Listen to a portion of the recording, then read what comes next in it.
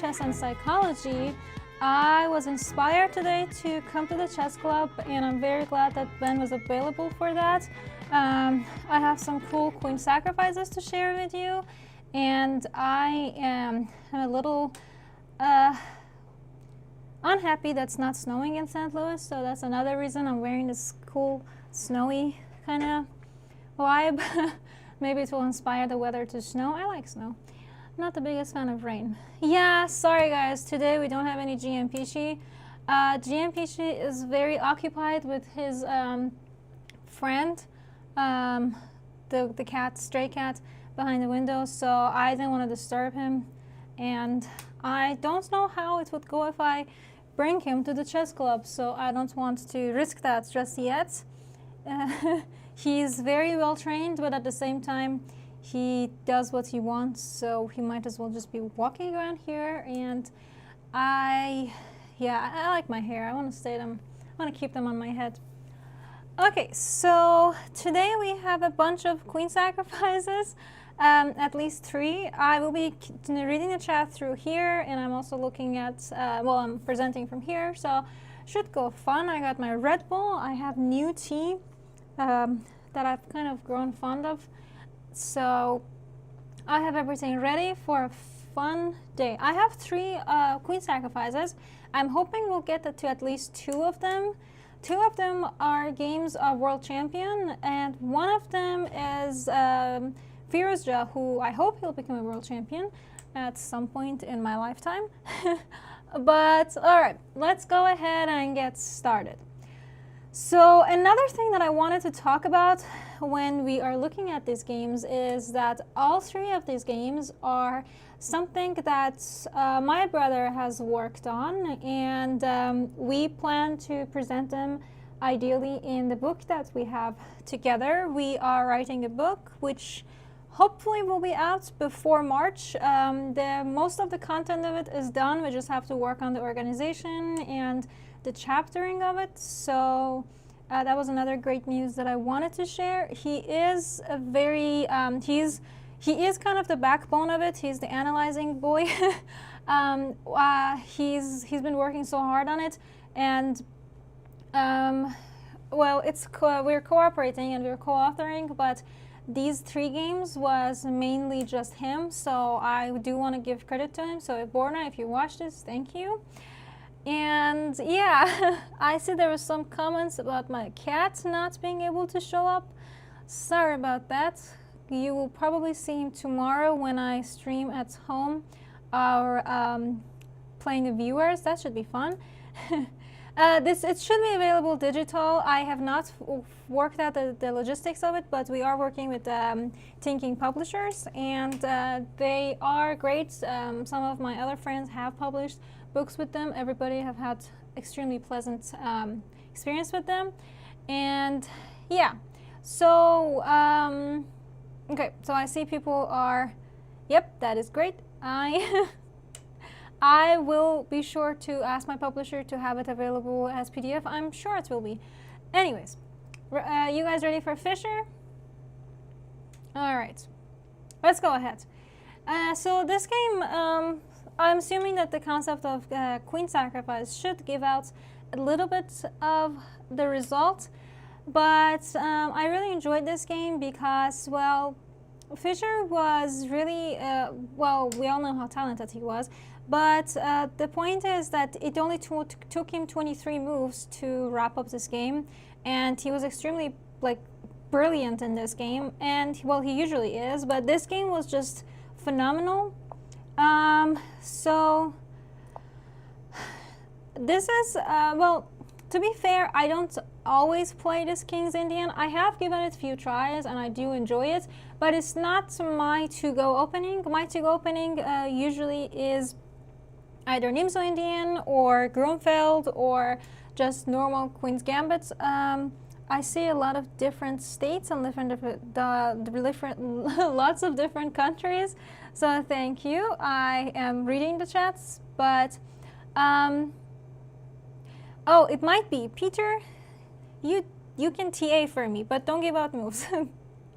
All right. So one thing that I didn't really understand was this idea with e5. Like, it's.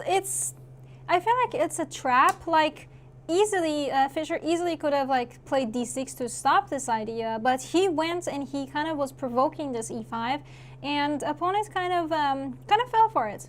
So it's not, well, it's not exactly a gift, e5, but I do think that e5, when you're playing Fischer, might definitely have had strong feelings for this position, because when an international is playing with the world champion and he gets to push his king to e8, push his knight to e8, it's definitely can be interesting, gaining so much space. Well, be careful not to go knight h5, can get g4'd. That's the one square not to go. And so now we're just continuing, Fischer is just continuing to try and break through, and he's simply trying to deal with these super advanced pawns. However, this c5 is also coming up, and well, my question to you guys, now what should black do? Do you think d takes c5 is a good idea? Ooh, greeting from Norway. I've only been to Norway once, but I really did enjoy it. How did I study my openings? Well, it's kind of, I kind of know my style, so that's something that helps me a lot. I know my style is if I get into a boring position, I can't play well, and so I try to prepare and get games that are as active as possible. I like having a lot of space, so playing some opening like Maroczy is ideal for me, and that's something that I was also talking about today in the chess camps that we had. So I think if you know your chess style, that's going to help you a lot in deciding on what opening to play. All right, so I see a lot of ideas with queen a5. Oh, and I see a lot of familiar names. Thank you for coming back. Queen a5 is definitely worth considering, but my problem with queen a5 is simply take, and after take, then there is this queen d5. And do you guys really like this position? Because I'm not very, I don't really feel it. It's like, I feel like white has an easier game. So I don't think it's worth considering queen. Well, it's worth considering, but it's not really worth spending so much time and obsessing over, should I actually go this? Do I really want to get into that position with the queen d5? So I don't think that's a good idea. Anything else? How else can we develop? Keep in mind we can't take it because we're going to drop the queen. Any other way of developing? Thank you, Yao. Yeah, I think knight c6 is great. Well, Peter, PT, I don't think that's a bad idea. You can still try to think and answer as to the best of your abilities. You can still try to come up with ways to develop, ways to make your pieces better. You might not be able to do as good of a calculation as maybe a 1800 or a 2000 does, but you can still have the great chess understanding. Yep, let's get this knight up here. Now we could want to take over here. Now that our queen is defended, no more dropping the queen. We want to sacrifice the queen. We don't want to blunder it. So in the game, opponent simply took, we take back, and white played knight e4. Do you think this is a good idea? And if not, what else do you think white should have done?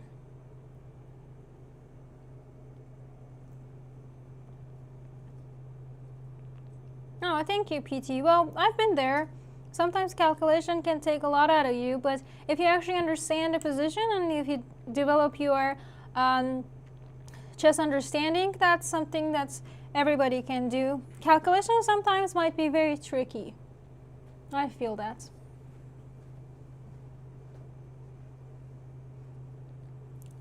So, all right, so I see there is that idea that if knight e4, queen a5 is possible. Okay. It is definitely possible. Nothing wrong with that.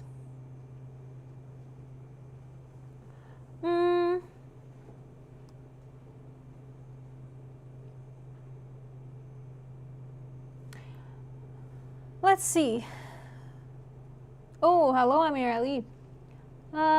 Developing knight to f3. I agree. So instead of knight e4, bishop f5 is another good idea. Queen a5 is also doable, and then you could try to go for bishop f5. So for example, if queen a5, queen d2, take, and then you take over here, and bishop f5 also coming up, or you could just take over here with idea bishop f5. So the problem of knight e4 is that it's kind of dropping a lot of things. First of all, the pawn drops with queen a5. Second of all, if Fischer doesn't really care for that pawn, as he didn't in the game, bishop f5 is a second choice. So if you give your opponent the chance to actually have multiple good moves, that's not exactly the best way to do it, you know. Now, in the game, white played knight g3. Let me go a little back. And here, knight e4 is not a good move, as we kind of agreed on. However, white could simply go for knight f3, and I believe, or bishop e2, just try to develop. And I believe that was actually one of the suggestions, to just simply develop. That is a great idea. You develop, you get your pieces out. Now, black would probably do something, maybe bishop e6, bishop e2, now get your queen out, take this. Black still holds a small advantage, but white has great fighting chances, so there's nothing wrong with this position for white.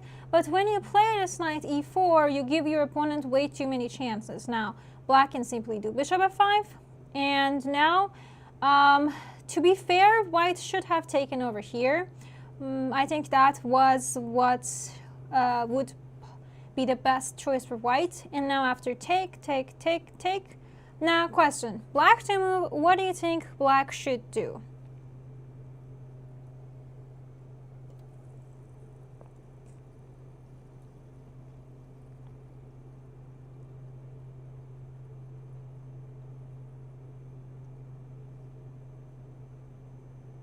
You could pin that bishop. I think rook e8 is a decent idea. Bishop taking b2 is definitely possible. Anything else? Is there any square that's kind of winking at you? Nom, that is very interesting. That's such a cool coincidence. Knight b4. Thank you. So, yeah, I think that's a good idea to try and get this knight up there. That would be very beneficial. Knight b4, and if rook d1, you just give that check, and you just take this guy, and you eat that pawn. And this king is just very misplaced. All these are not developed. So black would have an easier endgame. So let's go back, and I believe that is why white didn't do this. And it's kind of, there is another thing too. We think, when I say we, I mean my brother and I, think that the Fischer's name was too scary for white to try to, like, for white to want to eat the second pawn in like the first 10 moves. So that's probably another reason that white never took over here.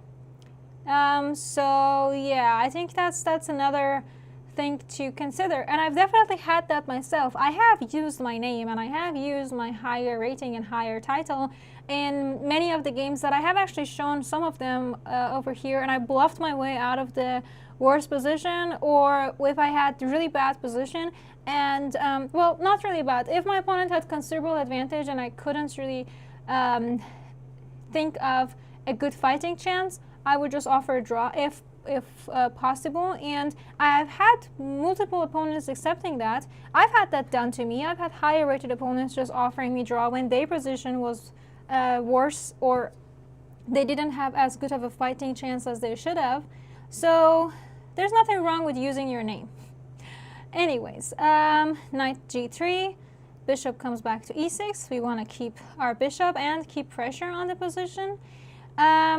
In the game, white played knight e4. Sorry, in the game, white played knight f3. Knight e4 probably would have been more interesting, just a little bit, because if knight e4, then, well, if you take it, now the queens got exchanged. But at the same time, I completely understand why white wouldn't want to play knight e4. You know, he just played knight g3. Why would he want to come back?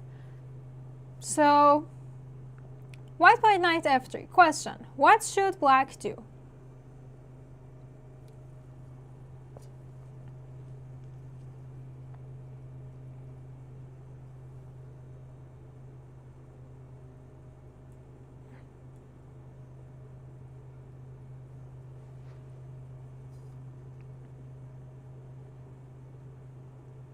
You could start thinking about developing one thing that bothers you, if it bothers you, is this idea. So you could potentially either take it over here or move your, whoops, not that, or move your queen somewhere.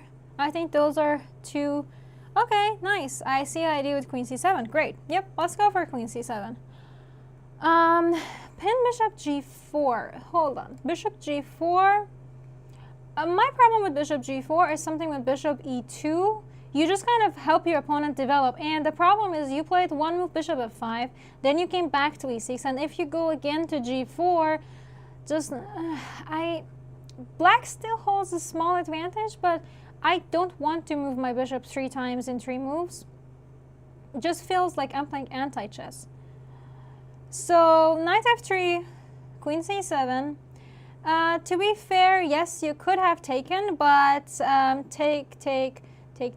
You grab the pawn back, but you might have an easier time sacrificing the queen if there is actually a queen on the board, if you know what I mean. I don't want to exchange the queens, I want to sacrifice it, especially because we're doing queen sacrifice.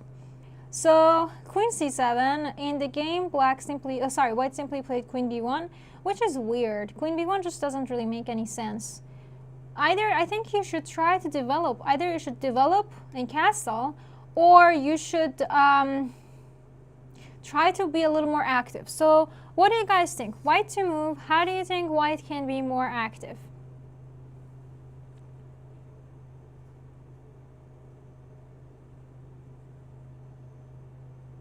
Yes, I am a big fan of Red Bull. I usually only drink it when I have exams or need to stay awake. But today I just saw it and I had to have it. Don't really have any exams at the moment, but last few days have been so stressful. Just I had to have an application submitted for my school for a committee evaluation, and it was so much typing. I did finish my medical school personal statement though, so if anybody wants to read it. Okay, so I see a lot of interesting ideas with bishop d3 or rook d1. Think more active. Oh, thank you for Excel. Yep, f5 would have been the most interesting line.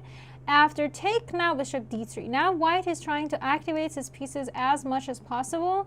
Even though it would still, black still holds great advantage, white would have a better fighting chance. And now you can simply go check, yes.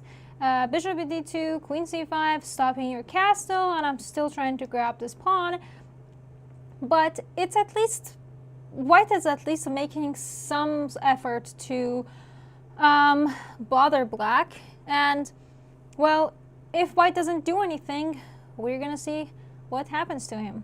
So white played queen b1 as black. It's time. Let's eat the pawn. And now white played f5. It's a little, I think it's a little too late. And after f5, well, what do you think we should do as black? Obviously, we can't simply take it. So do you see any other move besides taking? How old was I when I learned chess? Well, that's a very long story, but I was 6 when I started actually playing chess. I knew that the moves before that, but it's a very, very long story.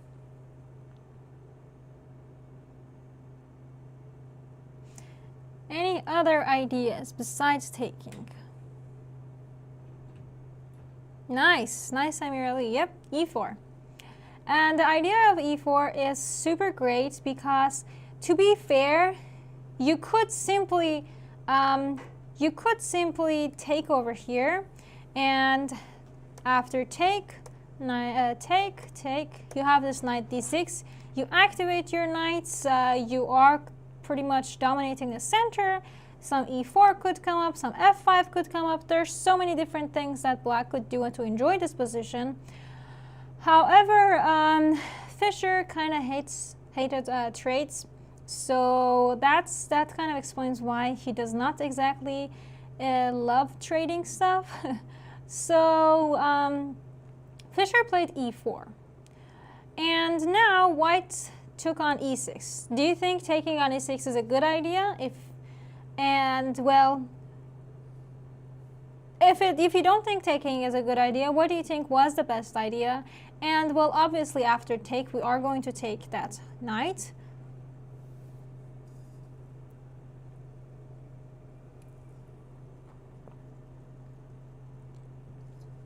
Yes, queen e4 is the best move. You're correct.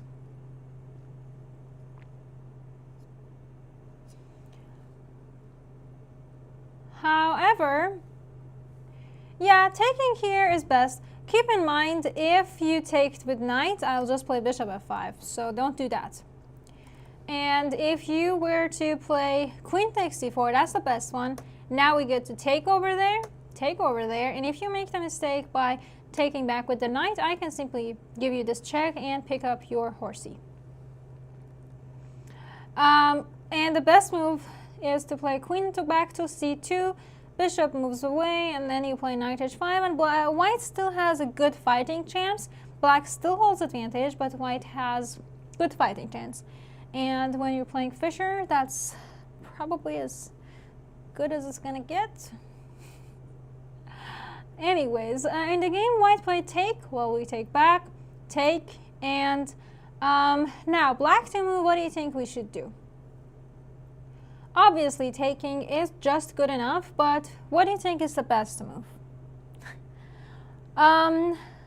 Yeah, I usually have a really hard time explaining to students or just beginners that the difference of sacrifice and blunder, and well, to me it kind of makes sense, because sacrifice is something noble that leads to the good of the rest of the pieces. You get more chances. I always imagine like this in like war, like this knight going to sacrifice itself so other people can take over the castle. I like action movies. I actually started watching some mini clips of Game of Thrones recently, but besides that, but blunder is something that's horrible. You do it, you lose. Sacrifice is good, you win. Or at least your position gets better. So, yeah, I know everybody kind of jokes about it, but it's just one of those language things. I don't think I've actually seen this move so far. So I see some ideas with knight d6, queen e5, queen a5. They're all possible, but let's see, anything else?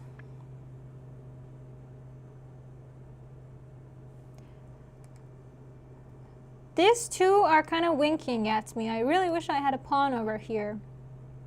Anybody see something?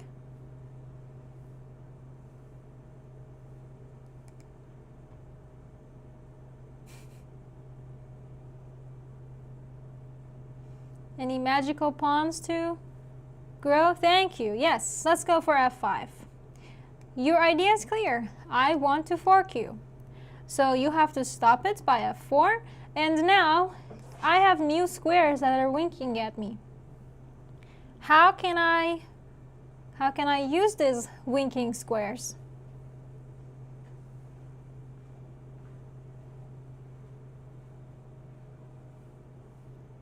Any suggestions? Is there any specific piece that's not really working? Thank you, guys. Knight f6.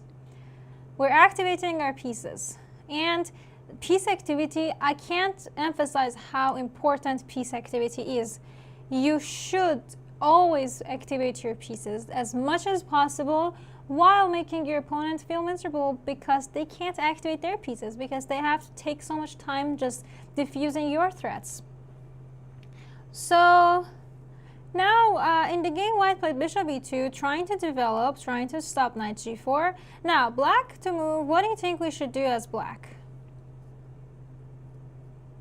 You have a great position. You might as well try to enjoy your position just a little bit and develop few of your pieces.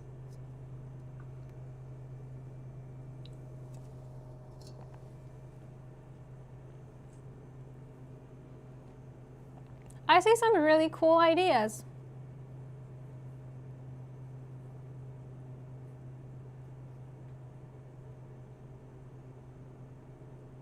Alright, I see some nice rook moves being suggested. There's a rook d8, there's a rook e8.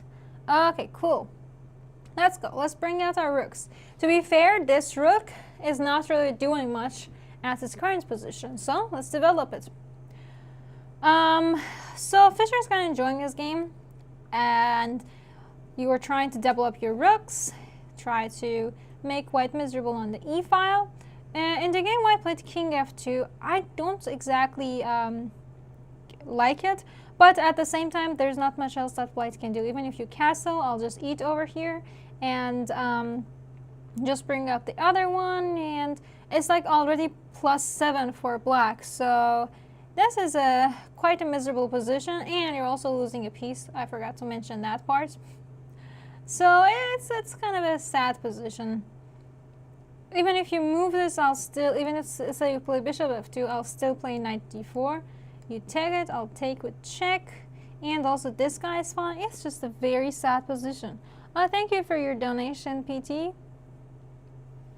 So let's go back to the original king f2. Now, black to move. What do you think we should do?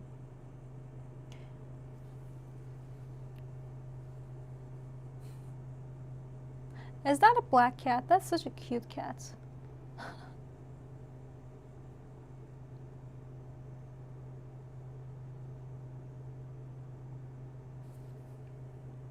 Take pawn. Yeah, let's go take pawn.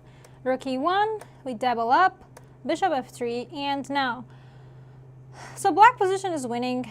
We are also kind of, as black, we're kind of ready to explode. So you're kind of ready to start sacrificing, you start taking things. Your position is much better, and all you have to do is just finish it up. So how do you think you should finish it up?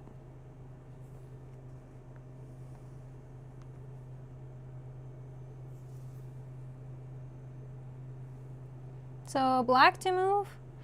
To be honest, there are like so many different ways to win, but let's think about the best one. Knight g4 wins, knight d4 wins, bishop f8 wins, king h8 wins, but which one is the best? Thank you for Excel. Yeah, taking on e3 is the best. Take, take, take. Now, what should black do?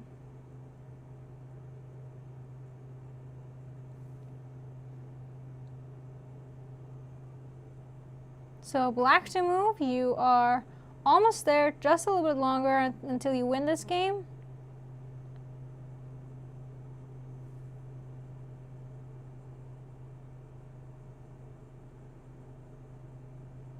To be honest, not everybody like to sacrifice in a winning position. So there's nothing wrong with playing it chill. Sometimes I play it chill. So it's more of a personal choice, and kind of depends on how much you trust yourself. Do you trust yourself enough to be able to sacrifice in a winning position, or do you want to play it safe? For Excel, do you know this game? So any cool checkmate threads? Again, to be fair, most of the moves win this, but the best one is some cool check. Keep in mind that these squares are occupied, these squares are occupied, this square is occupied with the knight, and this diagonal could be occupied with the bishop. So anybody wanna get this king to come a little bit higher so we can do a bishop h6 and shake his hand?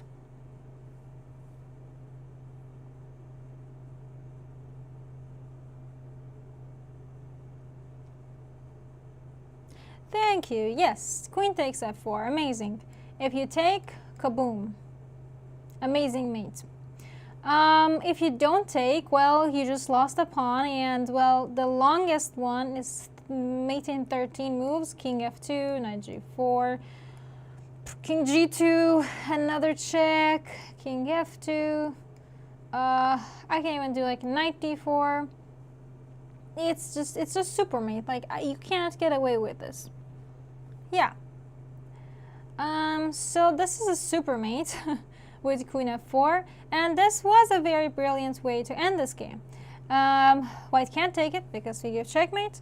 If you move the king away, Fischer is gonna march with all the pieces, knights, bishops, and so opponent actually resigned and didn't give Fischer the pleasure of giving him mate with bishop, which I wish he did. It was a really great masterpiece by Fischer, and he really did punish his opponent for delaying castle to grab pawns. Now we're gonna go and look at one of Firouzja's games. Surprisingly, he lost this one. I usually show his great games. This was a very great and beautiful game just for his opponent. So, no, it was the best move, PD. Yeah, I wish I could see sacrifices easier too. I see them, but sometimes I personally prefer to take the more safer route, yes. Root is a name, it's a person. So let's take a look at this cool game. Same-ish ideas with King Indian. A little different because Alireza played h3 compared to, well, to be fair, Fischer castled first, so, but still. Castle, bishop out, c5, they're simply theory. And here, white played knight d2. Well, the idea is that white wants to bring knight b3, but, well, how do you think black should continue? If any of you do know the opening, feel free to talk about it. If you don't know the opening, just try to come up with what makes most sense.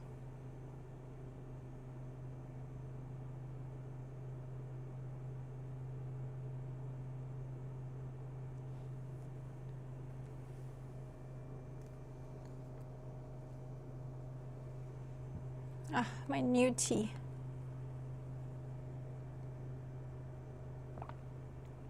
It's not as amazing as I was hoping it would be, but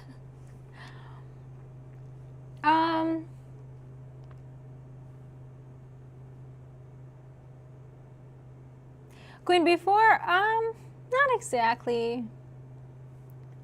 Yeah, you should take on d4, yep.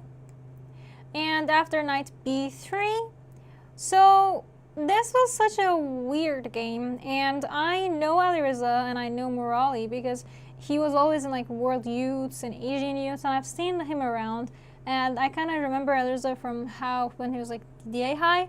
So it's very interesting to me to see this game because I know these two boys when they were yay high, and right now I think they're both way taller than me and higher rated than me. But so now what do you think we should do? Yes, to be fair, queen e5 is the simplest way to go. Queen c7 is another way, queen b6 is another way, but what do you think about take? Does it scare you? Do you think it's crazy?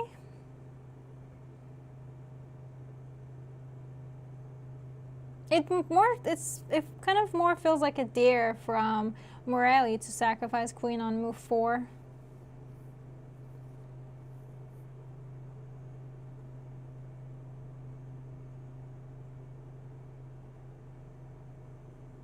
That is crazy, I agree. It's crazy to me too. Well, you have to take back, because if you don't take back, you just lost a piece. I'll take your second piece. And in the game, white played f3. What do we think about f3? Do we think Alireza's f3 is good, bad?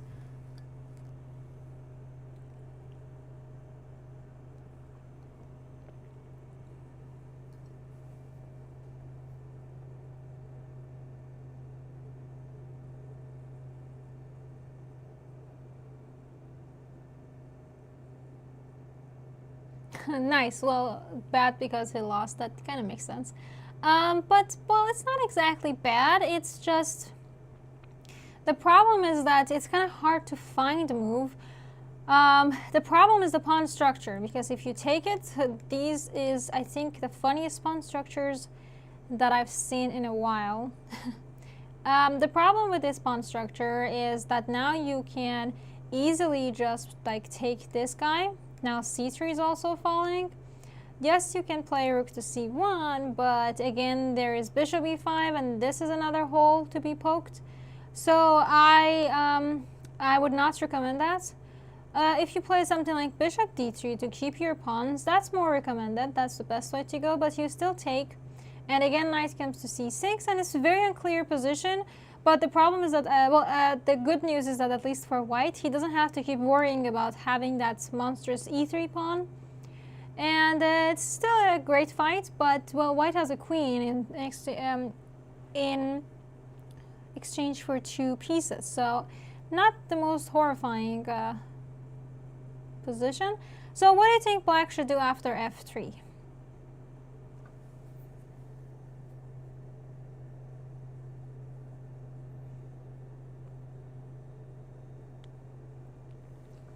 Also, all these weak black squares, these dark squares, are just really winking at me. I don't think, no, we should not take that. It's good to sacrifice, but if you keep sacrificing, you ain't gonna be having any pieces.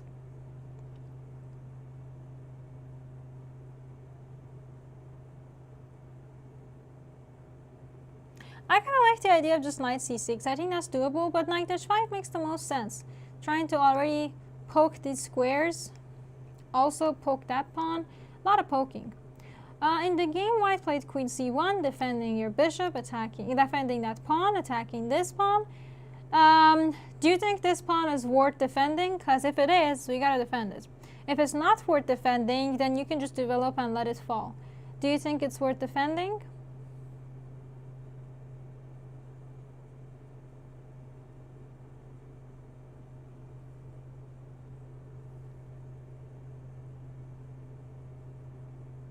Okay, I see some yeses. Okay, good. So let's go defend it. In the game, Alireza played g4, which was not. It's an interesting idea, but I think it might have just been easier to just like develop and to just try to get more pieces here. Something like e2, I'm not really worried about that. That's not really something to consider. It doesn't really make sense. Something like knight d7 to try and go to e5 or c5 could be interesting. And also maybe knight g3. A lot of things coming up, but I think knight d4 might have been the best idea. g4, you just get knight f4. Knight g3 is also possible. But knight f4 is the better one, because we don't exactly want to exchange these two together. So when you play knight f4, you are kind of still threatening a lot of things with e2 as well. Now, what do you think white should do? e2 is coming up. Or knight c6 is coming up. Or anything else. Well, a lot of things are coming up, but let's say white just does something weird. Now e2 and black is winning. Because if you take, I have that nasty check and I'll pick up your queen. If you don't take, your bishop is falling, so white should do something a little more exciting. Okay, I see the ideas with bishop e2 to stop. That is perfectly doable. The ideas of moving the queen, okay, queen c2 or b2 or d1 or b1, I don't think you should take it, because knight g2. Again, I'll pick up your queen. So yeah, in the game, white played king d1. That is a little out of the harmony, because your king is kind of getting out of these checks, but at the same time, well, I'm just going to relocate my knight to e6. Now, I could go after that pawn, I could go after c5, I could just start pushing this pawn. There's so many different possibilities. So that is not exactly the perfect idea. So here, after knight e6, king went to c2, trying to run away, develop. Now you want to play g5 to block my bishop. What do you think we should do? Well, the check was not good enough because bishop would simply take it. If you took knight takes bishop, then queen would take on h6 after king d1. Yeah, exactly. Bishop f4. Keep your bishop. In the game, white played queen d1. Now, black to move. What do you think we should do? You have a cool position. You have enough compensation. You are on the cusp of having a nice advantage. So what do you think we should do?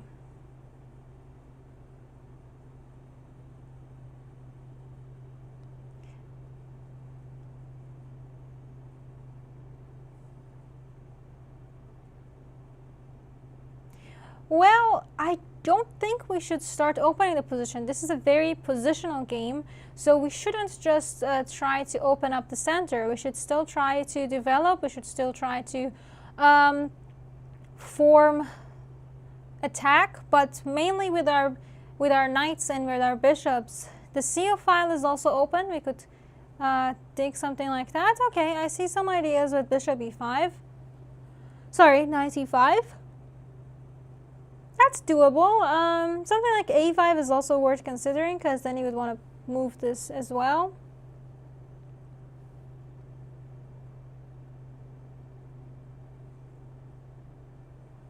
All right, yeah, let's go. Knight e5 it is. In the game, white played knight c1. I'm assuming first he was very confused. Second, he really hated this idea of having to deal with this pawn, and the squares are super weak. So knight c1 kind of makes sense, but something like h5 makes a little bit more sense. But the problem with h5 is that, to be fair, I can just play g5, and this side is completely blocked. So that's that. What do you think we should do after knight c1?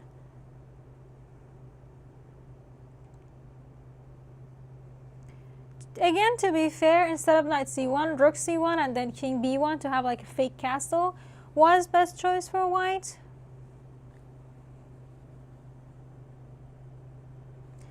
Keep in mind, next, white wants to try and trade some of these powerful pieces. So if he just plays something like a5, he is going to just bring up the knight and try to get rid of some of our cool pieces, especially this awesome bishop.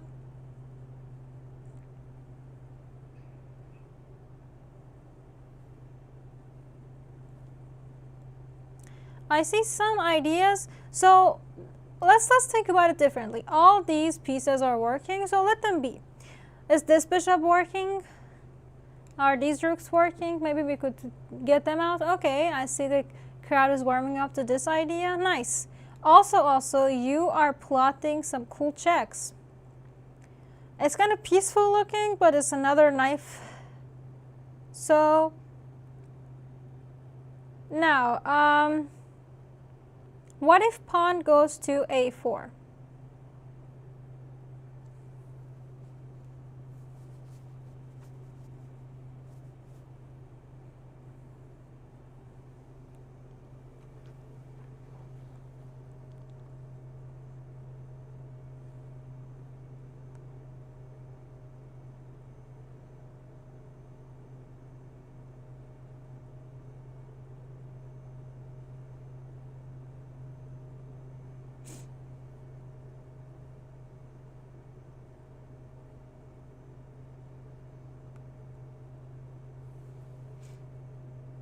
How are we doing?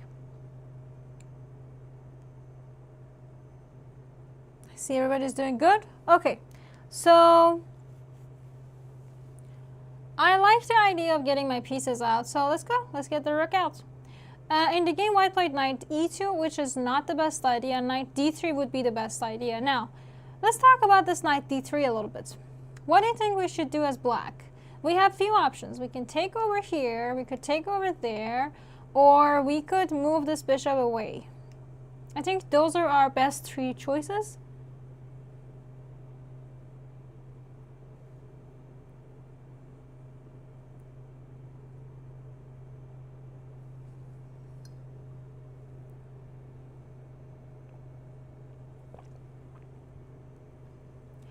I don't think we should move this bishop because g5 exists, or simply you could also lose a piece. But just the existence of g5 should be reason enough for you to not play bishop h6. So bishop h6 is out. Now should we take the pawn or the knight?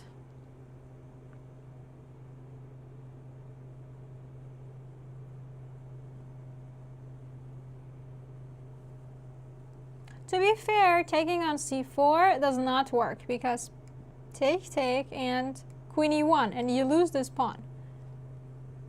Because, well, bishop c4 is coming up, and then bye-bye. So this is a very, very strong pawn. We should not be losing it. So in the game, black simply realized the importance of this bishop, and he took, whoops, and he took this. Oh my god, I am so sorry. In the game, knight d3 was not played. Knight d3 would have been the best try. And if that happened, if black is smart and realizes the importance of this bishop, there we go, my grammar is correct now. Black should take over here. If take, now knight c5, attacking this bishop, keeping my pawn safe, and going after a4, kaboom. And still getting your pieces all coordinated. This is still kind of better for black, but white does have some better chances compared to any other line that we've seen so far. So, alright. In the game, Alireza played knight e2. I think he had the same idea, but a little different method. Now, what do you think black should do?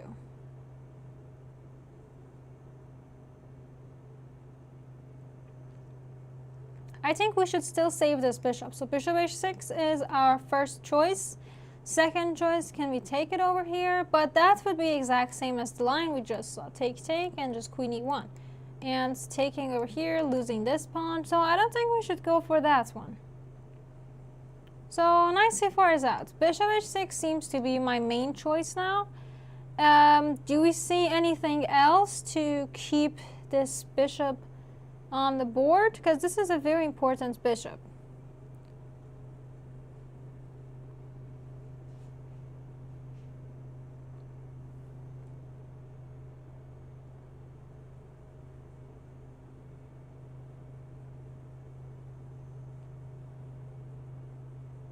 Oh, thank you, Yitku.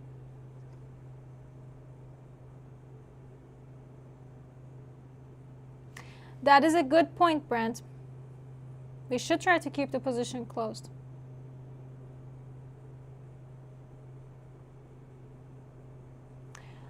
It's time. We should bring this bishop back. g5, we bring our bishop back. And in the game, Alireza played bishop h3, best move, trying to cook something up over here. Now, we have two pawns to eat. Which one do you think we should take as black? And again, black does have a great advantage.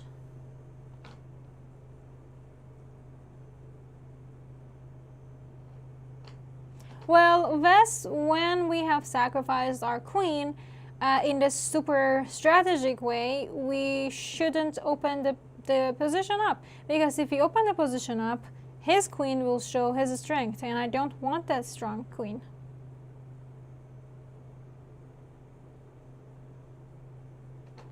Alright, I see you're pretty divided between taking f3 or c4. I'm loving that. Knight takes f3, I think it's a little bit better. Taking on c4 with rook is also possible. Going after this guy. I don't think there is that much difference between it. Feel free to correct me, but there could be take and f4. And I feel a little uncomfortable with that, but then again, there's knight g4, and I don't think there's such huge danger. I just felt more comfortable taking this pawn right in front of me. c4 is gonna be here later too. Queen d3, see, you just come back, and now you get to eat that c4 pawn. We lost our e3 pawn, but that pawn was not as stable as we would hope so when the bishop was kicked back to g7. So now queen goes to f2 because we're attacking the queen. Now black to move, what do you think we should do?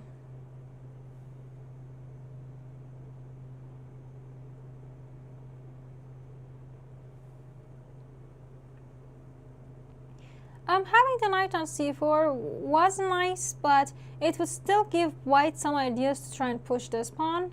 So it's like a trade-off. Which one would you want to, which position do you think is less hopeful for your opponent? Yep, taking on f3 was the best one. All right, I think I see an idea of trying to maybe going for c3. I don't really want to play knight e5 just yet. I kind of like my knight over here. No, I don't think we should. I mean, f5 is still doable, but you shouldn't do moves that helps your opponent. This pawn here helps you more than being on f5. The king is over here. Let's go attack that guy. So how about something like getting your rook doubled up, for example? Rook c5. Now, if your opponent plays like rook b1, now you can just go bishop c6. You're going after the bishop taking on e4. Bishop g2. And now I think you guys are going to like this move. Black to move, what do you think we should do?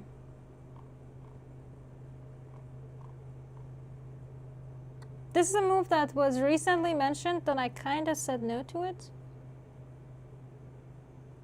Oh, also that's kind of cool. There's more than 200 of you watching live. Aw. Thank you.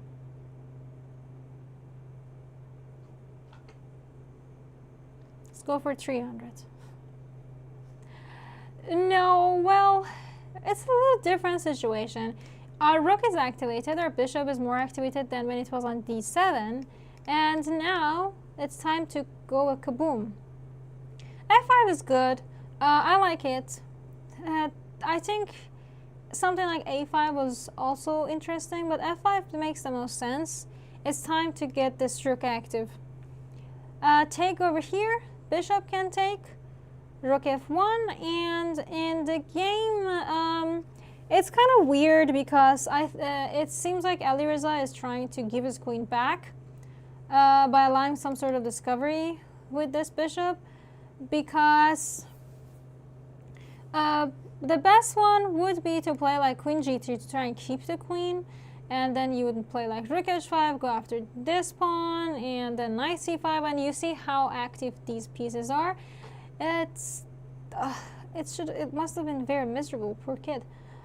Yeah, and then also this pawn is falling, a little pawn falling here, a little pawn falling there. I wouldn't want to be white, and I say that, and you guys know I'm very materialistic and I love my queens. Anyways, rook f1, bishop took c3, queen c5, take, and now we're at this position. Who do you think is better? I think this would be kind of a great transition before we start our endgame puzzles too.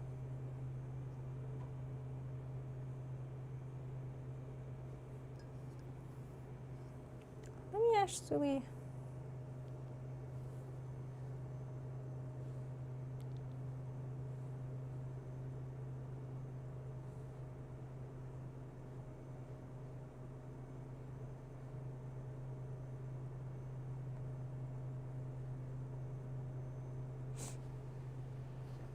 checking with the producer.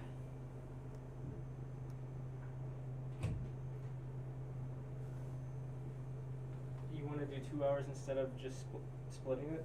I like the number of viewers. I don't want them to go away. We can extend it. Yeah. We'll just have this go into the second hour. Just let Yeah, it's already a nice endgame right here. All right, we got it, producer. So guys, don't go anywhere. We had a plan to kind of cut it and restart for the end game, but I kind of like the numbers. Let's keep going. I can do this. I have my tea, cold but still tea. All right, so I see that black is better and you all kind of agree with it. So Anybody wants to tell me a move?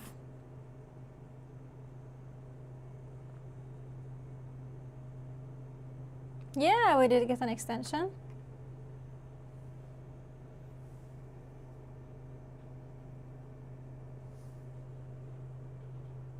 Oh, thank you guys.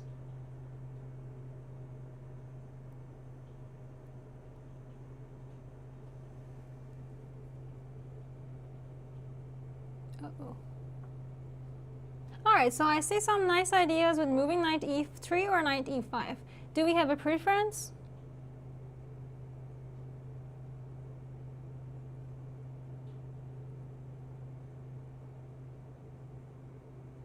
Knight e3 or knight e5?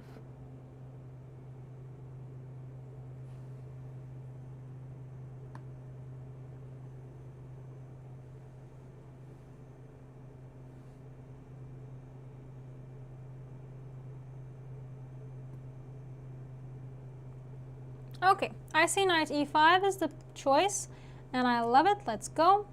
So you have these 3 pieces. For those 2, oops, and a rook, and you also have a bunch of pawns. So you basically have a knight and 3 pawns in exchange for a rook. That is usually a good challenge for white for the side that has rook, but in this position you also have so many weak pawns, so that should be easy win for black. So white played a5. You're also dropping another pawn. I think taking on with bishop would be even a little bit better. Thank you, Roger. This is very sweet of you. Taking with bishop would even be better, but the problem is that, well, sorry, not the problem. The problem for white is that after take, the knight can just come back to c5, and then again there is another pokey, another pokey. Yeah, it's kind of painful, and I kind of want a pokeball right now. Anyways. So white, after knight takes e4, white has to take back, and now the dynamic is just slightly changed because it's a bishop versus rook, but there's 4 pawns now. So we can easily feel that black has the upper hand. But how do you want to show your skills? So I think we're officially starting our endgame class too. I kind of like having a little transition. Just FYI, if there's any, you're more than welcome to watch the game as I'm showing it on Lichess. But if you do and you see the moves, feel free to throw hints, but don't tell the move. I still want to be able to chat with the chat.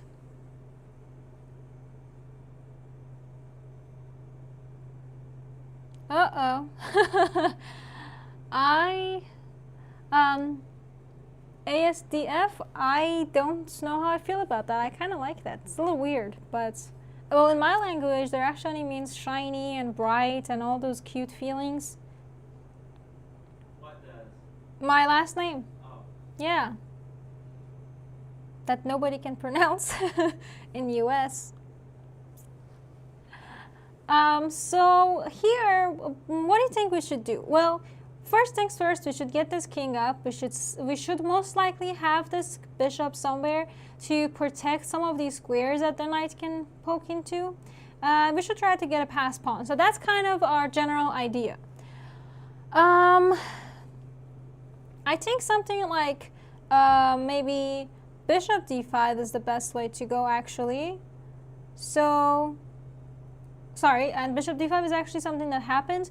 But something like bishop d3 was also just as interesting. King f5 was, again, just as playable. Bishop d5 kind of just holds this position. No more knight jumping. Knight went to b5, and I'm going at, well, white's going after my pawn. I have no plans on giving you that pawn. Bishop holding the knight in his place. Check, king up, check, king up.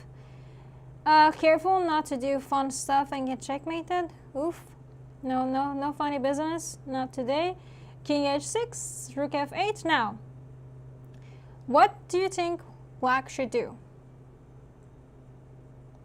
There's not much that white can do to keep his pawn safe, but white is doing its best. So how do you think black can continue with that?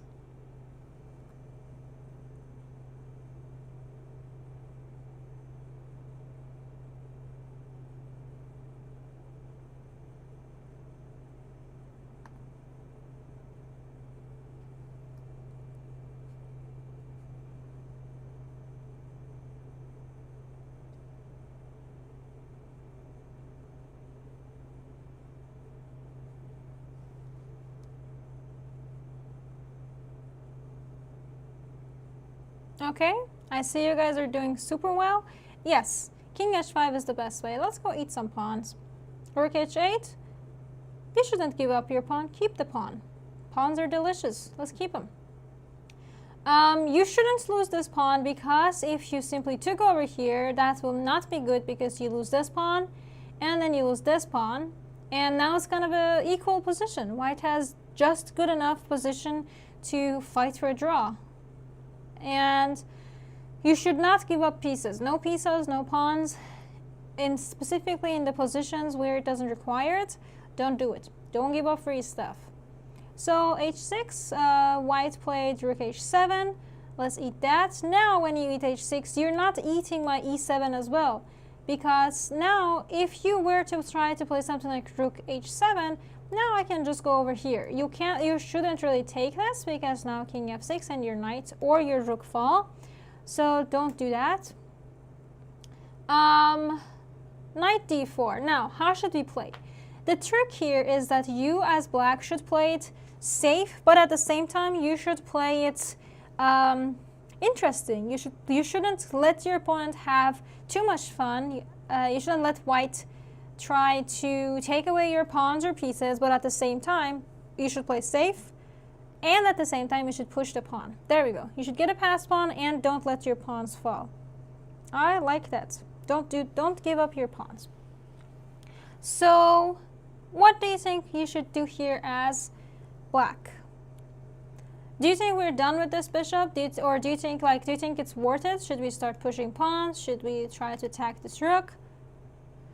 I see the idea of bishop e4. I think bishop e4, the problem with it is that, remember here, we just talked about why rook h7 didn't work, because king would come to f5, attack this, and then go to f6 and defend the pawn. But if you wait too long, if you play like bishop e4, there is rook h7. And you should not lose this pawn, because you lose this pawn, the next thing you know, d6 is falling, next thing you know, b7 is being heavily attacked, so you shouldn't do that. So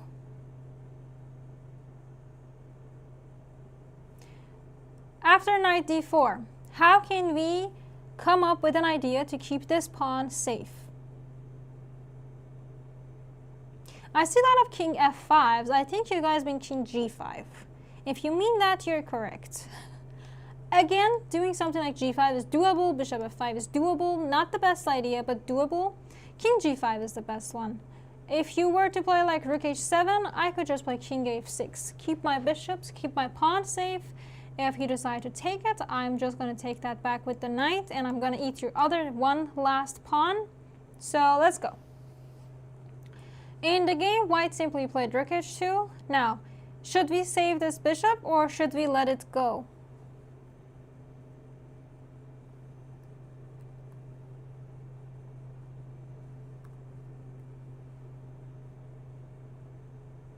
I kind of like working with two laptops. It's a little easier. I get to read the chat, I get to see the full screen.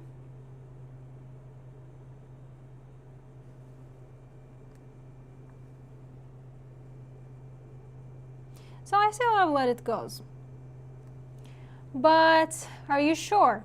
If we let it go, we don't exactly have to take it with the we don't exactly have to take it back with the knight, because this rook can simply go to a2 and defend it. I think this might be a good time to keep it. Let's keep the bishop.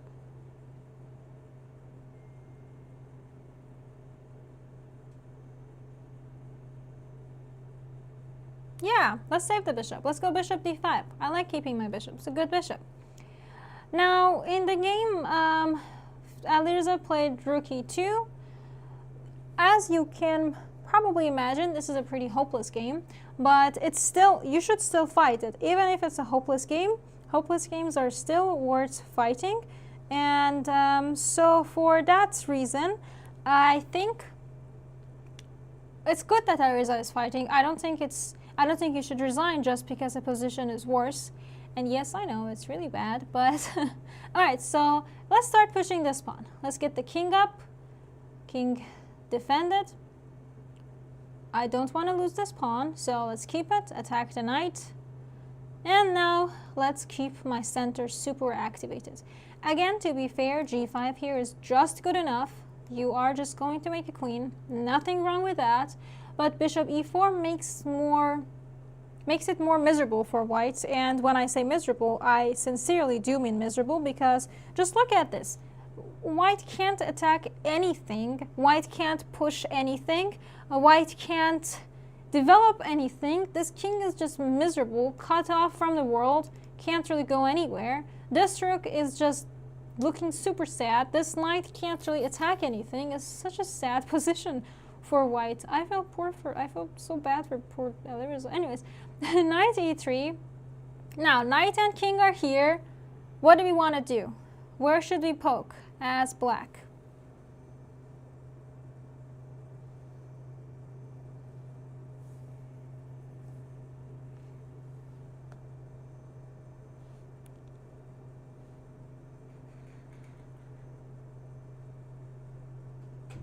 Any suggestions? d5. I like it. Let's go. We want to poke over here. King b4. And what do you think we should do now? Very close to winning. Few more pokies. Uh-oh, sorry. I keep scrolling down by accident.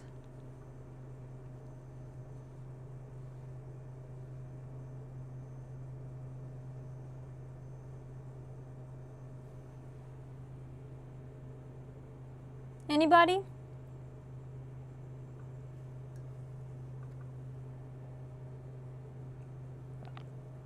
Again, to be fair, I can't think of a move that does not win. Well, actually, if you don't, as long as you don't give anything up for free, I can't think of a move that doesn't win. But knight d4 is the most painful one, I want to say. Knight g1 is another one. d4 is just as good. But just to avoid checks, just to make white extremely hopeless, just go knight d4, attack the rook. Rook e1, just king f3. Your knight is just completely tied up. Next, this pawn is just ready to promote. You can't really move your rook because you'll lose the knight. If you play something, if you can't even move your knight because you get forked. And to be fun, to make it even a little bit more fun, if you play king c5, king f2, and you lose this knight anyways. So this was a super masterpiece by Murali. Good job. It was a very great game. Sorry, Alireza, this was a masterpiece that you were the victim of. But I really enjoyed it. I hope you guys did too. Now, let's go ahead and use the talents that we've gained in some puzzles. Ha! White to move. Yes, white to move. I apologize. No, leeches, why are you showing this? Bad leeches. This was the position. Bad leeches. Aw, man. At least someone's having fun. Anyways, I guess my first puzzle was sacrificed. It was a good puzzle. So, I'll give it a small try. If you were one of the few who was just looking at his phone and didn't see the answer to this puzzle, white to move, what do you think we should do? I'll give it maybe just 30 seconds. I don't want to spend so much time on it, especially because leeches kind of got a little too funny. I like this puzzle. Yeah, maybe for next one, Ben, we can give it like a second for me to make sure that leeches is not messing with me. Got it. Yeah. Show like a beautiful flower or something. Or snow. I miss snow. So the idea is that either of these two moves work. So the idea is that you just kind of want to get this king under a check. So knight d5 is the way to go. It's very interesting because keep in mind, if you played bishop e1 with idea bunch of checks, the problem is queen goes to a8, and now you're kind of getting checkmated. So the move that you do should include this knight coming into this diagonal. And now if you were to take it, now I can do bishop e1. And now I want to give you the check and go eat your queen. And there's nothing you can do as black. Knight e4 does win as well. If you play queen a8, knight g5, king h4, I can take this. And this is still winning, but it's not as winning as it would be for knight d5. So let's just stick with the super winning one. Alright, I hope Licha's not messing with me, otherwise I'm gonna have some beef with it. Alright, let me check the next puzzle. Why is it doing this? Why does it keep showing the final position? See it. It's all good. I know, but I'm a little unhappy with this. Give me a second to check. Every single puzzle is showing me the last move. Oh my god, we might have to keep switching for every puzzle. Ah, man. Anyways, okay. So right now this is good. I can show this. White to move. What should we do? You have 2 bishop versus 1 bishop. Can you win this? To be fair, you can win this because it says it right under here. But how?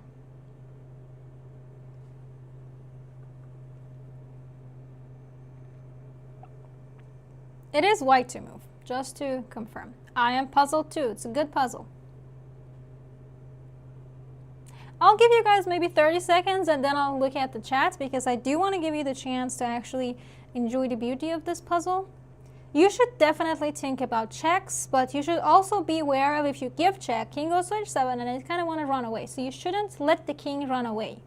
That should be your kind of main idea, not to let the king run.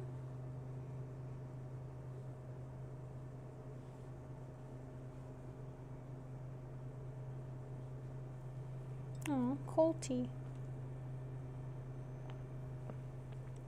King g3. Where are you? Okay, so I see a lot of bishop c2s. Even though bishop c2, yes, does work, and yes, king g6 works, that is not the exact way of doing it. The best one is actually, let me see, do I see this move? Not yet, not yet. Okay, I see 1 or 2 people having mentioned this move. Oh my god. This is a good puzzle. I'll give you one more hint. It is mate in 4 moves. And it's not bishop c2. Bishop c2 is like mate in 12, 14. So, mate in 4. The first one to give me the line will be named as the king of bishops. I've been watching little clips of Game of Thrones.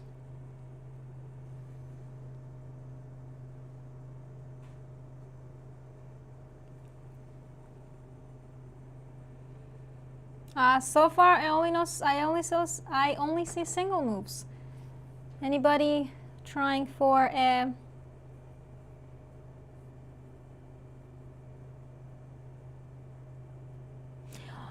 Brent, bishop c2 does work. It's just not mate in. It's not just. It's not a short.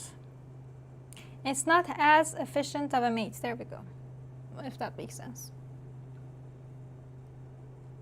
Okay, I see the idea. So let's look at a line. I see that king f8, bishop g8, and bishop b2 is being suggested. I love it. Now question, what if king f8, king goes to h7? Then what do we do? Also, let me see. Who was it? Who was the idea? Shanner, you were the king of bishops. Because I think you were the first one to say the line. Or the idea. There we go. Yes, if king f8, king goes to h7, bishop c2, and when you move, kaboom. And if you defend it, I'll just take it, and that's just way too pleasant. All right, Ben, you ready for a little switch? There we go. Hold on, let me see. Ah, this is so weird. Lichess is really messing with me. All right, this position is ready. Let's go. You guys should have some fun with this one. White to move, what should we do? This shouldn't be too hard. It's just more of a fun puzzle, but at the same time, if black plays it wrong, you can easily win it. So, good luck.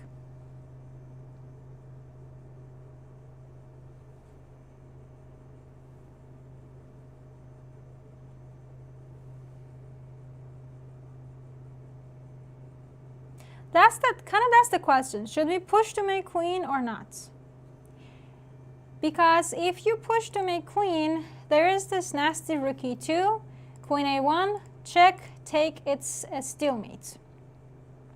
Because g2, king g1, and no king g3 for you. So, should we make a queen? Are you happy with just a draw?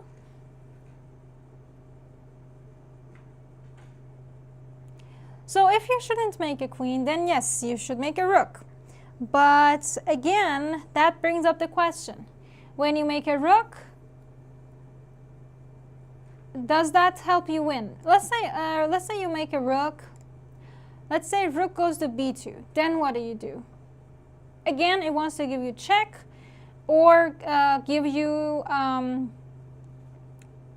yes, it still wants to give you check. So if you make a queen, it will still try to play that idea with check and check. We should make another rook, that is true. If you make a queen, it will still give you check. Whoops, sorry, my bad. Check. Ah, we should make a rook. But if you make a queen, I want to make a queen. Let me make a queen. There we go. Check, check. And now it's a stalemate again, because when you push give a check, your queen is again protecting this square. So you should make a rook again. Oh my goodness, there's a lot of rooks. So now this is winning for white. To be fair, here black could have given check, gone here to threaten checkmate. When you come down here, could have gone there and could have thrown in a bunch of checks. If you go to e1, goes to b2 to stop you. I'm going to make g2. So here, black did have the idea to hold a draw. However, this was not exactly the ideal position, because imagine this position, black has a full rook in exchange for 2 pawns, also mate threat, also pawn. So I don't think making a draw was the first thing on your mind. So good. All right. So why does it matter to not make a queen? Because whenever you made a queen, it would be looking at this g3 square, and it would be a stalemate. Okay, ready for next one? Again, bad leeches. All right, I'm ready.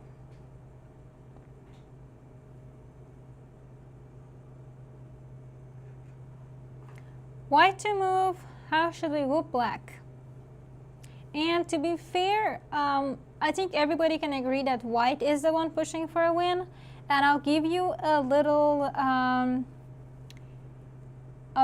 hint. It's mate in 9 moves. You don't have to find all the 9 moves. You can find the start of it. Put this tea away too. It's way too cold at this point.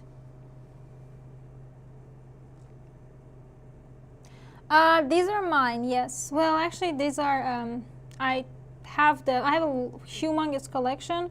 So, yes, they are mine. But they're also uploaded on Lichess. At the end of today, I do plan to share them. I do plan to share the link.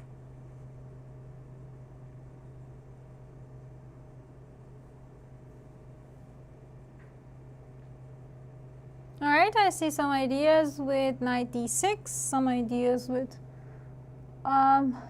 king f6. I'm not gonna offer a draw. I told you it's mate in 9 moves.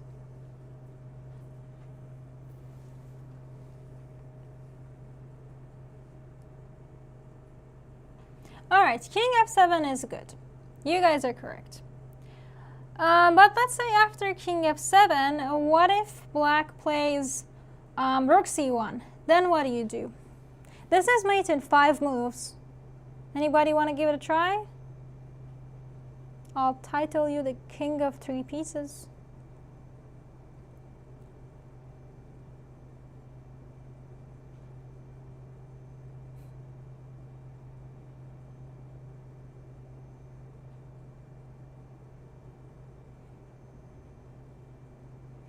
Bishop e7, there you go. Hey, Chandler, you can't have all the titles. You're kind of winning by wasting your time. Bishop e7, and the idea is that this rook is super stuck. If you go to g1, I'll just give you check, and you can't really do that because kaboom, mate. So let's say no rook c1. Let's say king goes to h7. Then how do we win? King f7 was brilliant. We also take a lot of squares away from the king. What else?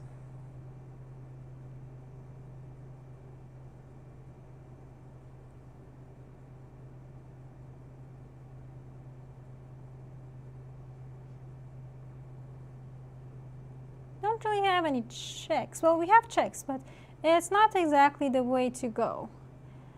Mehmet, I think you are correct. Bishop f8.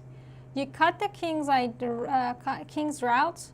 Knight g5 is actually the fastest way to win. King h8 and then bishop f8.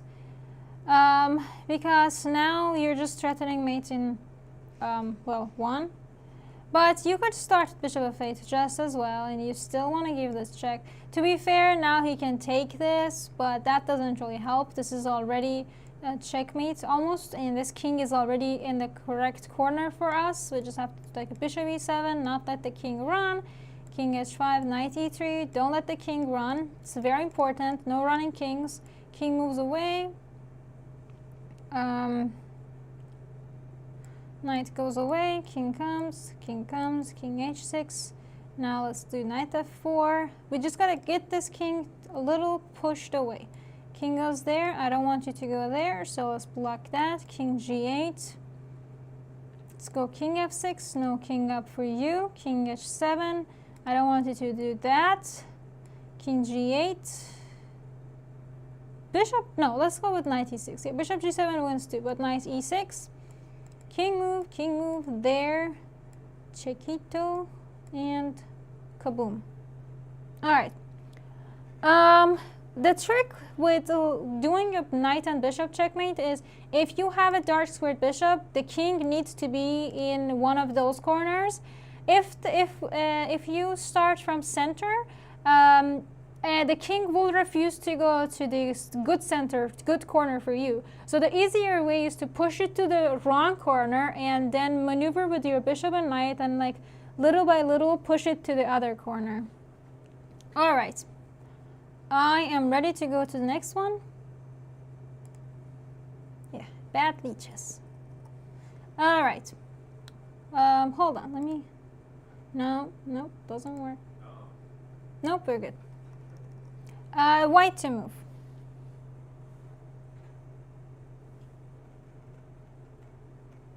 It is kind of like triangles, yeah.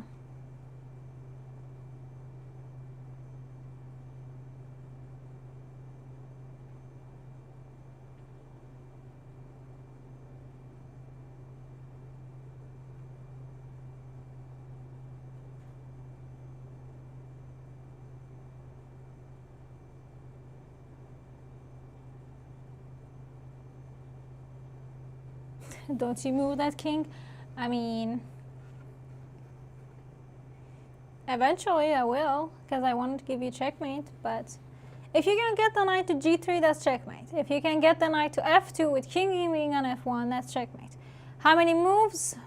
Well, you tell me. Can you get checkmate? I'll give you guys 30 seconds before I tell you yes or no on checkmate.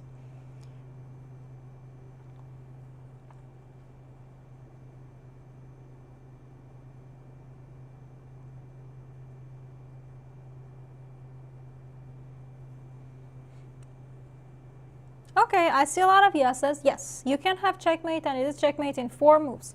But you only have 1 move that will lead to checkmate. What do you think that move is? It is not knight d3. You have a single move that will go to become a cool checkmate.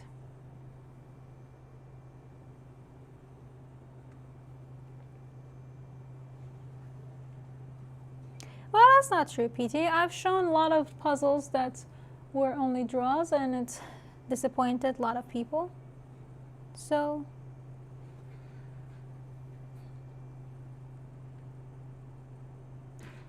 alright, I'll give you another clue. It is mate in 4 moves. And I will not share anything more until somebody tells me the line. You guys can collaborate, you can ask each other questions.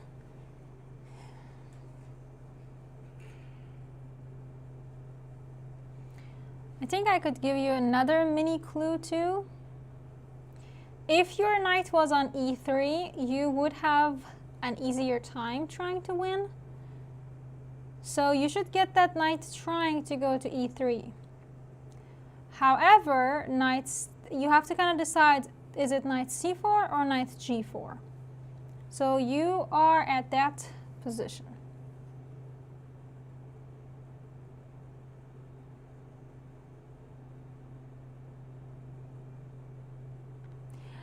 So what is the difference between knight g4 or knight c4?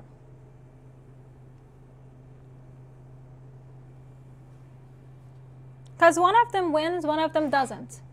So if you can try and understand the difference between them, that should also help you.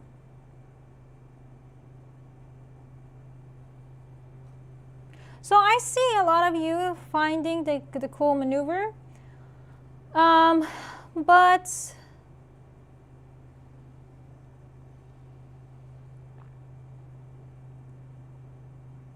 the problem with king f1 is bishop b5 check, king f2, and then bishop goes to e2. If you take, king g2 wants to make a queen. That gotta be painful.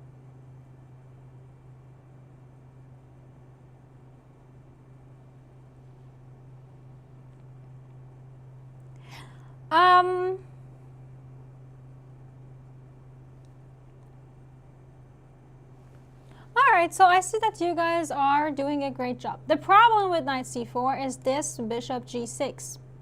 Now your knight is kind of cut off. If you go knight e3, then bishop just goes to d3. Stops both of your f5 and f1s. And even if you go knight g4 now, again bishop f5. If you go knight f6, trying to go to h5, bishop g6. It kind of keeps on keeping tab on your knight, and that's not going to do it. So that's why you should go knight to g4. And your idea is if bishop goes to g6, now you don't have to go to e3. You can play knight to f6. And now black is in zugzwang. Because now if you, doesn't matter where you move your bishop, you're going to lose control of one of these 2 squares. And that square is critical to getting to g3. That's why it's such a cool puzzle. And the other thing with knight g4 is even if you do something as chill as bishop f7, I'll just go knight e3, and I want to go both of these squares, and you can't stop them both. So, yeah. Any question for this puzzle? All right, gonna flip it. All right, ready to go.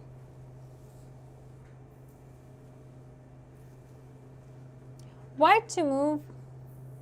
How are you gonna survive this? Of course, so these are all compositions, right? Yep. I think so. They're way too cool to be actual games.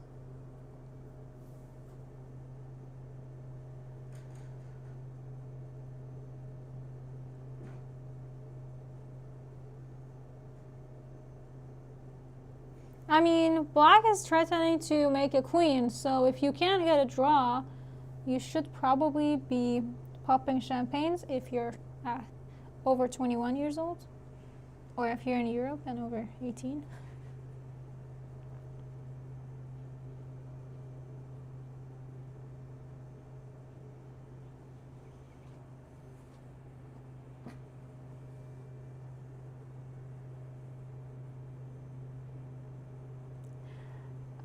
Shanner, you are pretty strong. Yeah, good. That is kind of the idea.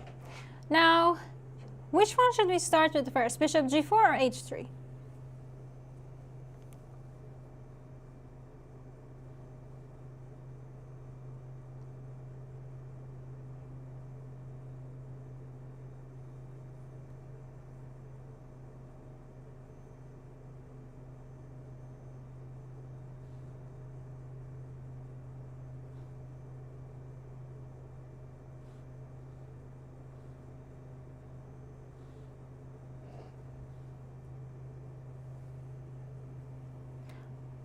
Eduardo, yes, please.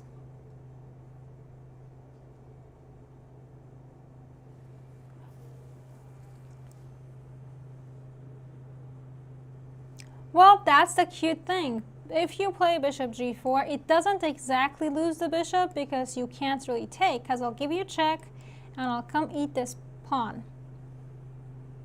So that's good. You want that. Right? I'm hoping you want that. So the good thing is, let me rephrase that. The issue is if you played h3 first, now there is this nasty g4. If you take with bishop, it makes it queen, and the king is free to move around and poke you left and right. So that's why you shouldn't play h3 first, and you should play this bishop g4 first. And after bishop g4, black can simply, black makes a queen, and now we do h3. Keep in mind to not play f3. Can you tell me why f3 is a bad move? There are multiple ways for white for black to win this, but if you could just tell me which one is the easiest one or the most efficient one, that'll do too.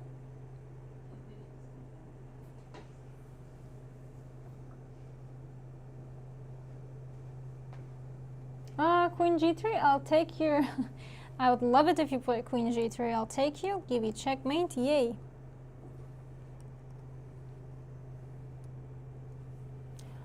Ha, Shanner, finally, I got one. Well, you didn't get one. Yes, I'm kidding. I'm rooting for you to get one, but to get all of them. But no, queen d2, then when you move the king, now queen e2, kind of putting you in a little pickle. Because now if you don't really have king h1, you can't really move this bishop because you lose this pawn. You can't really push this pawn because king goes to g3. So just a tiny bit of zugzwang. If you went king f1, I would also eat over here, and then my king is free. Ha, yes, finally. All right, ready for next one? I'm still quite disappointed in leeches. All right, how do we feel about this one? I feel weird, actually. Huh.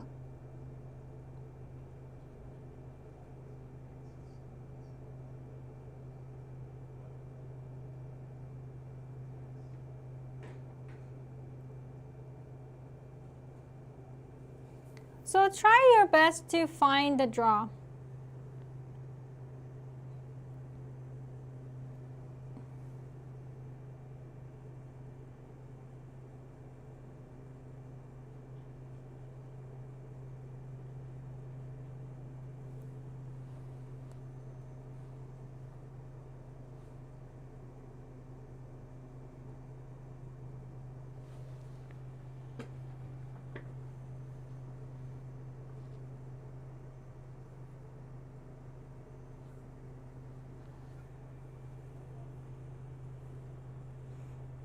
yeah, this is a very rough position, so I would strongly recommend you guys to take your time.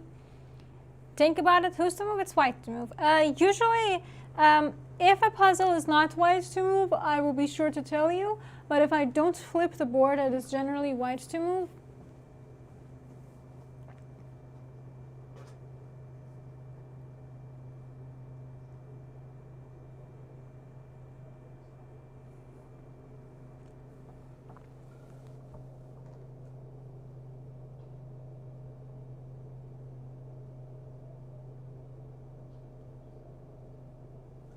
You're doing a good job thinking about the checks, but the problem is if queen takes f5, bishop goes to c2, and if you move your queen, well, let me show you why queen f5 doesn't work. Then we can probably try and figure out the best move. If you play queen f5, bishop f2, sorry, bishop c2, and well, depending on where you go with your queen, let's see. Where was the suggestion? Let's say we go back to e5. Check, king a4, bishop moves and wants to give you checkmate.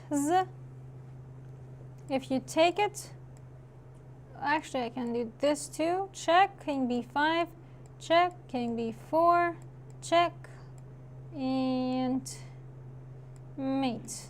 Or b5, bishop mate. Yay. Yes. So your king is extremely unsafe here on b5. So you can't just eat pawns. And yes, there was a nice idea about sacrifice everything and get stalemate. How do you want to sacrifice everything?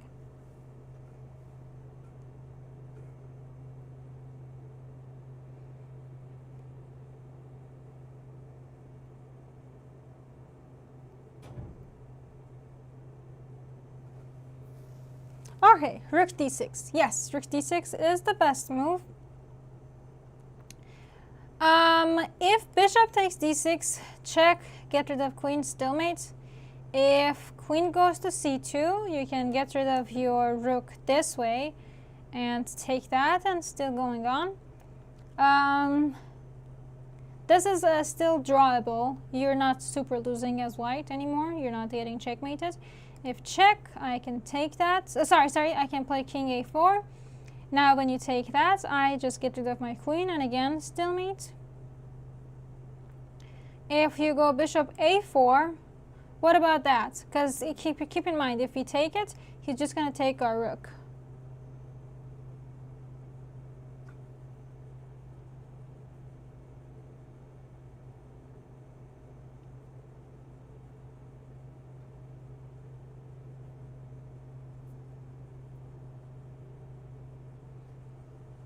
Should we take it or should we go king c4? What do you think? Do we still have a stalemate with king c4?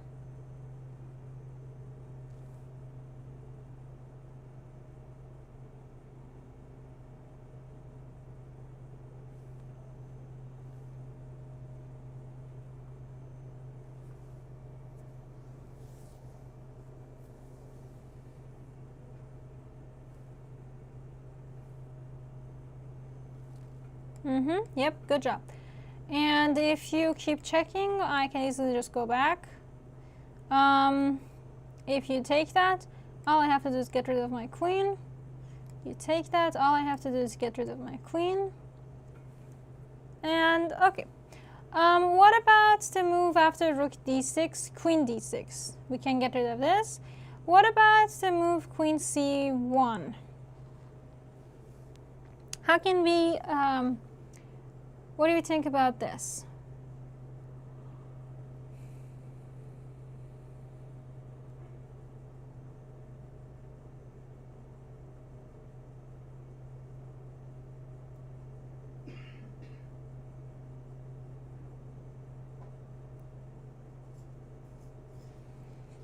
I was thinking maybe take. If king up, what about rook d2? That's, if he takes this, it's not really a stalemate. Oops. Queen b1, the king, there's this unfortunate f5. So we can't take that. If we take that, no more stalemate. So what else?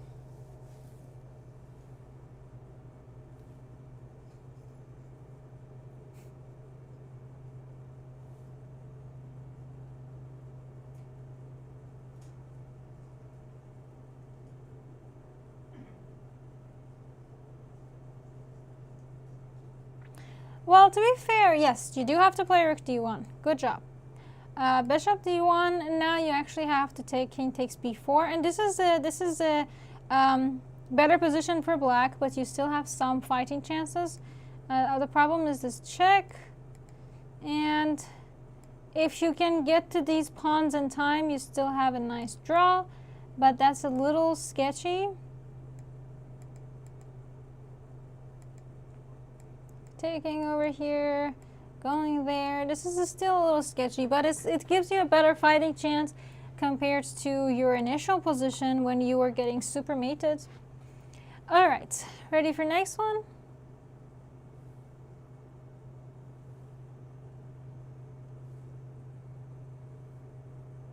Any questions on this one, or should I move on?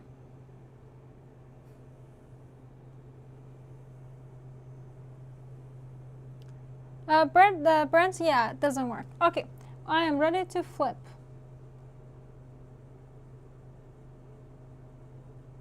Ready for the next one? Oh, yeah. Ha, this should be fun. All right, let's go. White to move. Can we survive this?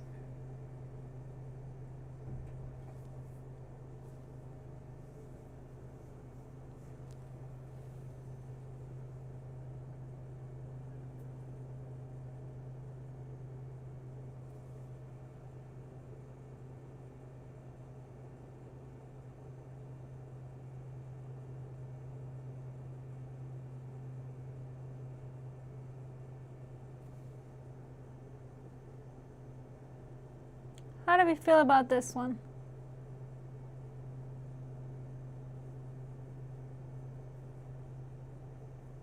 It's good, because you can't really move your king.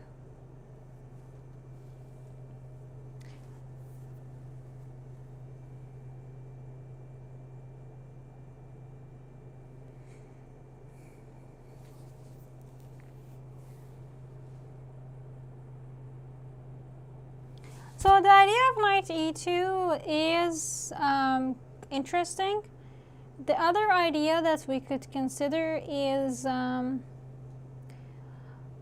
knight g2 is not it. Knight g2, just king goes to g1. If you go knight e3, just rook goes to h5 and defends its pawn. So no to knight g2. I'm kind of fond of knight e2, but anything else?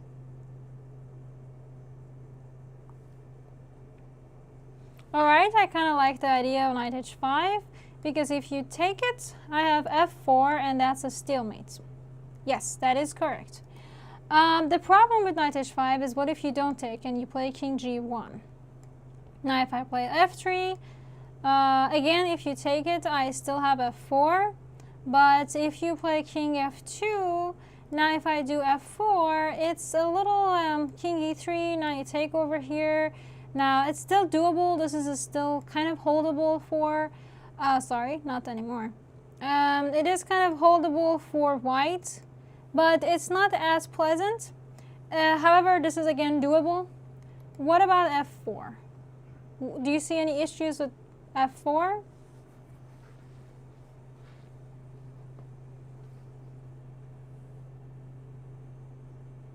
Ah, my brother is here.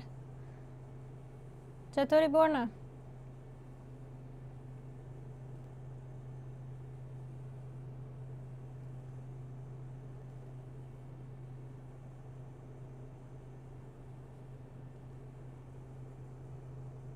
Well, this is not a stalemate anymore, as long as black finds the best move. One move for black to win this game.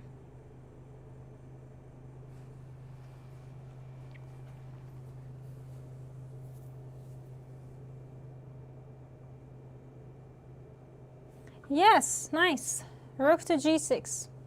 Now, if you were to take over here, now king takes h2, and you're getting whooped, and you also have to lose your knight to not get mated. What about, so let's go back to the original position. So we saw that knight h5 is very tricky, quite doable, but the problem with knight h5 is the idea with simply king g1, and if you push f3, the king kind of chases your pawn. If you were to play f4, then this cool rook g6. So let's look at knight e2 a little bit deeper. What do we think about knight e2?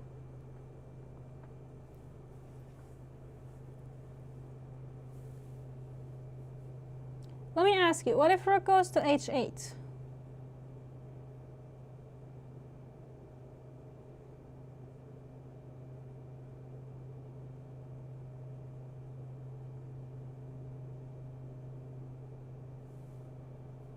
Ideally, we want to be able to take over here, but we can't exactly force this rook out of this out of defending this pawn. So, yeah, f4 is the best one. The problem is if you were to play knight d4, now he has f4, and if you were to play like knight c2, now he has f3, and then like rook goes to f8, and if you take, now there's rook f4. Just as well as taking over here, and it's just not working. So that's why f4 should be played.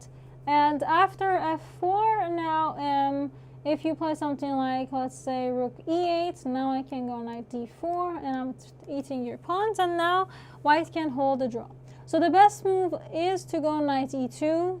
However, knight h5 is also tricky enough that it gives you very good fighting chances, and I highly doubt that after knight h5 your opponent is that strong to be able to find king g1 and then like do this chase. But then again, let's not think like that and try our best to find the best moves. Any question? Oh, a question about knight e2, rook e6. So if you go knight e2, rook goes to e6, you can easily go knight d4 and start poking pawns. If rook e4, now I can just take over here. Rook f4, now I can just take that. And that's a draw. And rook e5, now I can just play f4, poke your rook. I guess those two. Yeah, then I just want to eat that pawn. And then go after this guy. Alright, I think we're good. Alright, ready for flip? Flip, flip, flip. Ooh, this is a cool one too. Good luck with this one, guys. I'm just gonna lay back, chill, stretch maybe a little, sip on the Red Bull.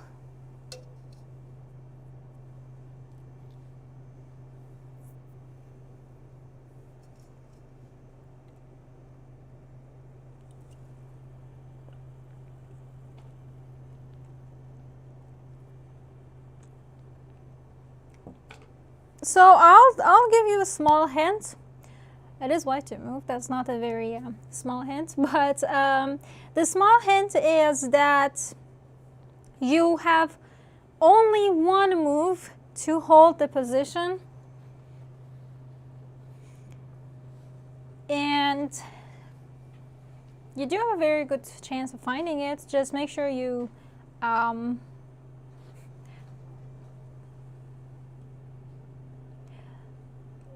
I don't know what is the rating of this puzzle. I do know that if you think about what does your opponent want and you find the most efficient way of blocking that, you will find a move. Yep, Eric, your opponent does want to take queen takes c5. So you should defend that. Thank you, brother. Yep. And Shanner. Yes, knight e6 is the best one. Knight b3 doesn't exactly work because it's too slow, and now you have there's queen h8. If d4, there's queen h3, and you get poked, and you get poked. This actually reminds me of I started playing the chess variants Horde. I can't win in it. I've never won with it when I have that ginormous load of pawns. But this kind of reminds me of that. If black can break through and start eating and start poking on your back ranks, you are dead. But if here you can find a way to keep this queen on a leash, you're perfectly fine. So knight e6, take d4. If queen goes to f3, it's already a stalemate. That's kind of the fun of it. And he can't really break through. And if he doesn't do queen f3 right now, next move you're doing king g2. So if he goes like queen h8, so you want to come h3 now, boom, up here. And then if queen just moves, boom, bishop g1. And I'm just gonna like just move with this bishop back and forth and just kind of laugh at you. Not out loud, because I think I can't do that in real tournaments over the board. But yeah. The question is, why not pawn? The problem is if you push pawn, I can easily take over here, and I'll eat that with check. And I can also give you maybe another check or two. We move this guy, another check or two, another check or two, and I'll stop this. So this is not the ideal way to go. So yeah, you want to keep everything blocked. Oh, it's morning where you're? Wow. All right, let's try to squeeze in one more. Let's end it with a win. We looked at a bunch of draws now. Hold on.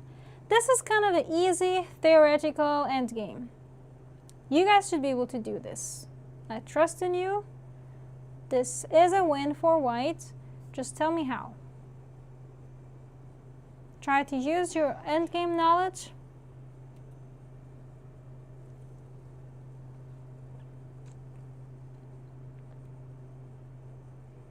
What do we want to do in endgames? Keep the king cut, activate our own king, push pawns, right? That should summarize our endgame ideas.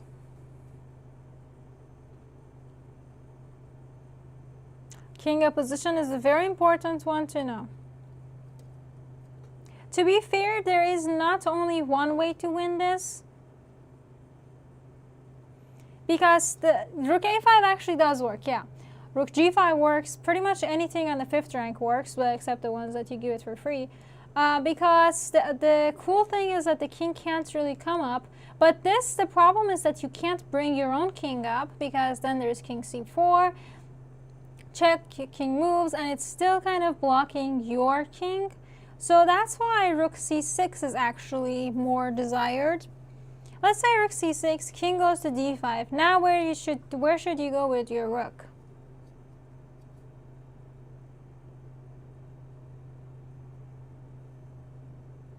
Literally, you only have one spot to go to win.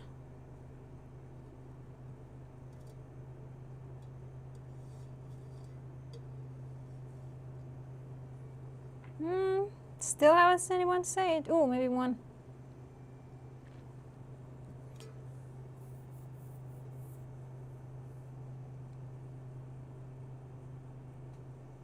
Okay, I see people are finding it, or Zach is just continuously saying it.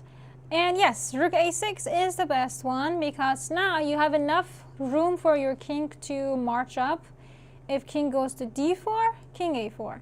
If king goes here, king a5. Oh, sorry. Check first. King moves, now b5. Whoops. The problem was that if you played rook a5 first, let's say I do something, you can't go up there because king c4, check, and you can't really push b5 because, I mean, your rook falls. So that's kind of the little issue with this. That's kind of the dilemma. So you wanted to do rook c6 and then continue by rook a6. You want to bring up your king. If he just kind of does a waiting move, you still bring the king, but now you have kind of this b5 coming up. Oops. Check first.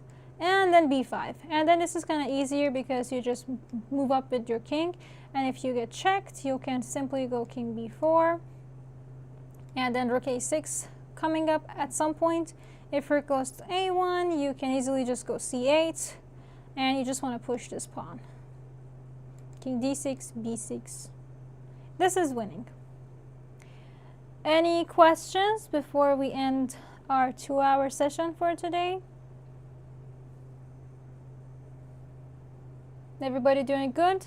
Had some nice queen sacrifice, some cool transition to endgame, and a lot of great end puzzles.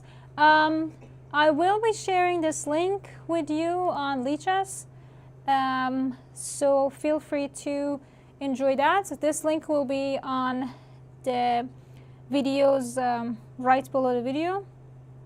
So feel free to have a lot of fun with the puzzles that are included that we didn't get to. And make sure to join me for accepting viewer challenges tomorrow on Twitch. And have a great rest of your day.